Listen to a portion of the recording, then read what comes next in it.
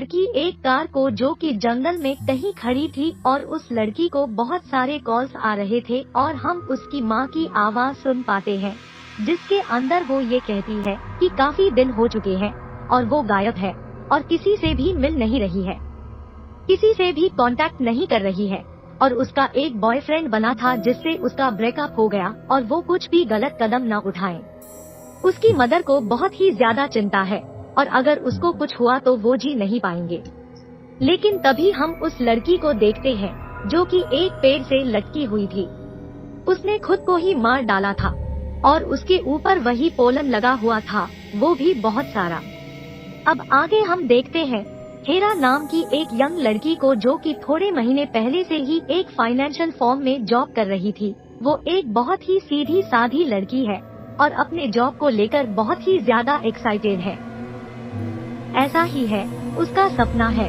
और यहाँ पर कई लड़कियाँ, खासकर विक्की नाम की एक बोली टाइप की लड़की उसके भोलेपन का मजाक उड़ाते रहती है, जिसका वो कभी जवाब नहीं दे पाती और वो बोलती इतनी ज्यादा है कि बोली और मजाक में डिफरेंस तक नहीं कर पाती है। आप बात करें हेला के पेरेंट्स के बारे में तो फिलहाल वो इस दुनिया में नहीं रहे और उसकी एक डेमी नाम की बड़ी बहन है जो कि एक सिंगल मदर है, जिसकी एक कोए नाम की एक बेटी भी है। इराक के ऑफिस में उसका एक सीनियर वर्कर है जिसका नाम जैक नाम है। हेरा उस लड़के को बहुत पसंद करती है और वो लोग पहले एक बार डेट पर भी जा चुके थे। जैक उसे एक फ्लावर पॉट गिफ्ट करता है और अब वो उससे बात करते हुए यह कहता है कि वो बहुत ही थोड़ा कमाती है और अभी जैक के वो पास ही रहें, क्योंकि अगर वो अकेले आगे बढ़ेगी तो ग्लास सीलिंग से कुचली जाएगी। और यहाँ पर ग्लास सीलिंग से मतलब है कि हायर लोग और हायर अथॉरिटी, जिससे कि कॉर्पोरेट में या फिर नॉर्मल लाइफ में लोग अक्सर डरकर ही रहते हैं। जॉब गंवाने का खतरा रहता है। कभी कभी जैक उसके साथ इंटीमेट होने की कोशिश करता है, लेकिन इसमें वो कंफर्टेबल नहीं थी तो उसको मना कर देती है।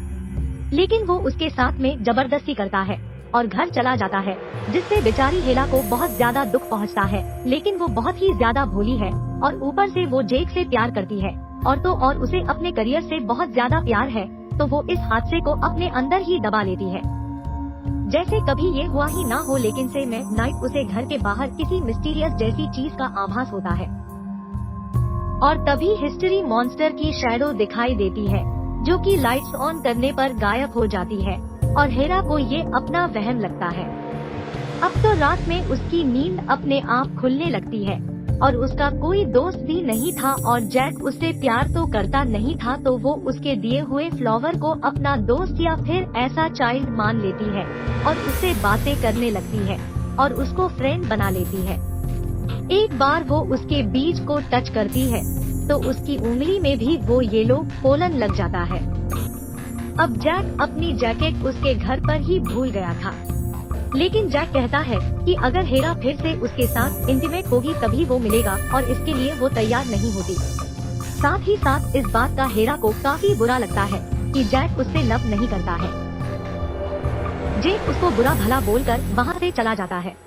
उसके बाद जब वो वॉशरूम में आती है और उन पिल्स को ले लेती है और रोने लगती है कि तभी वहाँ पर विकी आती है जो कि उसे थोड़ी बहुत बात करके ये कहती है कि वो ऑफिस में नहीं रह सकती, चाहे कितनी भी परेशानियां क्यों न हो, क्योंकि यह उसके करियर के लिए अच्छा नहीं होगा।